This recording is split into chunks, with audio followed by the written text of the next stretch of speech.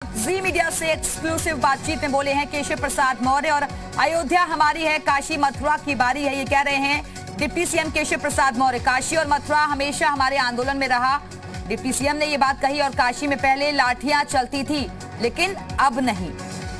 काशी मथुरा का चुनाव से कनेक्शन नहीं है, ये बात भी वो साफ साफ कह रहे हैं।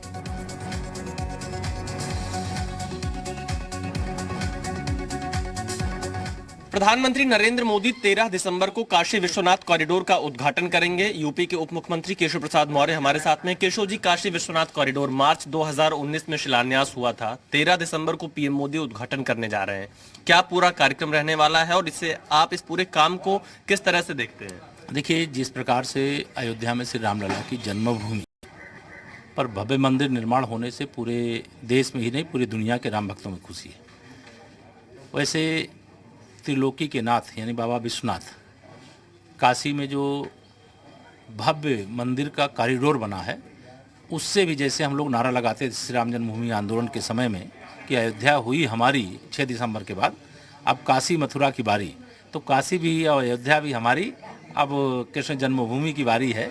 तो यह सारे काम माननीय प्रधानमंत्री श्री नरेंद्र मोदी जी के नेतृत्व में सरकार बनने और जनता के आशीर्वाद के प्रताप से हो रहा है। और जो कार्यक्रम है वह कार्यक्रम विस्तृत है। माननीय प्रधानमंत्री जी 2 दिन तक वहाँ रहेंगे।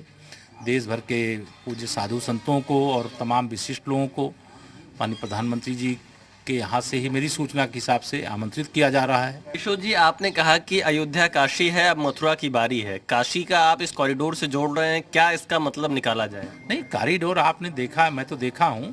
बाबा विश्वनाथ जी का जो कॉरिडोर है इतना भव्य और दिव्य बना हुआ है कि मैं तो लाठियाँ खाया हूँ। राम जन्मभूमि आंदोलन के लिए भी जेल भी गया हूँ। काशी विश्वनाथ मंदिर में भी हम लोग जल चढ़ाने के लिए जाते थे, तो जहाँ मतलब अंदर प्रवेश करते थे पुलिस की लाठियाँ चलती थीं।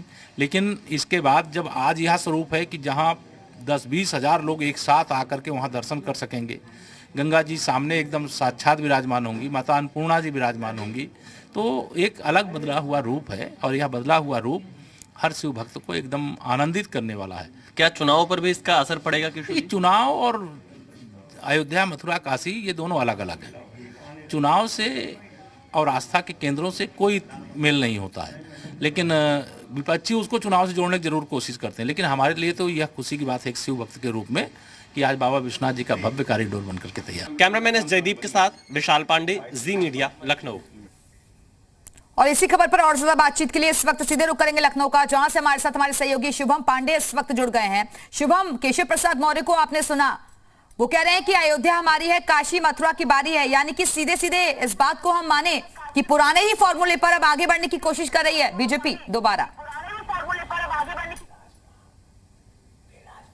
निश्चित तौर पर देखिए कि 2022 विधानसभा चुनाव सामने हैं, तो ऐसे में अब ये बातें अयोध्या के बाद काशी और मथुरा की बात, ये देखिए पहले से भी जब आंदोलन चलते थे अयोध्या को लेकर के, तो उस समय भी इसके नारे लगते थे कि अयोध्या के बाद काशी और मथुरा की चर्चा जरूर होती थी। लेकिन ऐसे में अब जब अयोध्या में राम मंदिर बन रहा है एक तरफ, तो वहीं दूसरी तरफ अब 2022 विधानसभा चुनाव को ध्यान में रखते हुए इस तरह की अब बयानबाजी जरूर शुरू होगी। तो ऐसे में आज जब केशव प्रसाद मौर्य की तरफ से ये बात कही गई है, तो जाहिर सी बात आप ये भी समझिए कि 2022 विधानसभा चुनाव को लेकर के एक पृष्ठभूमि भारतीय जनता पार्टी तैयार कर रही है, जिसमें आने वाले दिनों में तमाम राजनीतिक दल भी इसी पिच पर खेलते नजर आएंगे। क्योंकि कहीं ना कहीं एक साफ तौर पर संदेश देने का प्रयास भी भारतीय जनता पार्टी का जरूर होगा कि आने वाले दिनों में जब भी सरकार एक बार वापस आती है या एक और मौका भारतीय जनता पार्टी की योगी सरकार को मिलता है, तो निश्चित तौर पर काशी में और मथुरा कुल में जो मंदिर विवाद है, मस्जिद विवाद है, उसको लेकर के भी कुछ बड़ी चीजें भारतीय जनता पार्टी की योगी सरकार जरूर करेगी। बिल्कुल शुभम, यानी कि बड़ी बात आप कह रहे हैं। एक तरफ विकास की बातें करती हैं पार्टियां, लेकिन चुनाव की दहलीज पर जाते जाते ये मुद्दे अचानक से बदल जाते हैं और लड़ाई वही हिंदू मुस्लिम तक आकर पहुंच जाती है।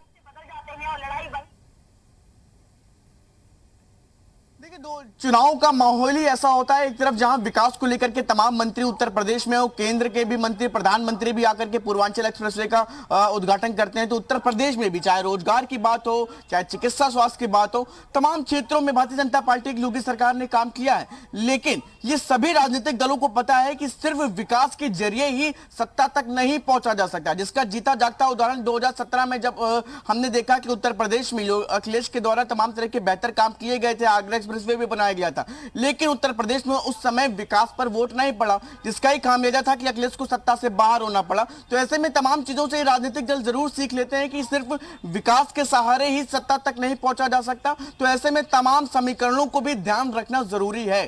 तो ऐसे में जब ये इस तरह की बयानबाजी सामने आ रही है तो जाहिर सी बात आप ये भी समझ सकते हैं कि इसमें कोई हैरानी वाली बात नहीं है। आज जैसे जैसे चुनाव पास आता जाएगा वैसे वैसे इस तरह की चीजें भी शुभम बिल्कुल, और ये भी वो कह रहे हैं कि आस्था से जुड़ा हुआ ये मामला है, उस पर राजनीति नहीं होनी चाहिए। बहुत बहुत शुक्रिया आपका हमारे से जुड़ने के लिए, जानकारी देने के लिए।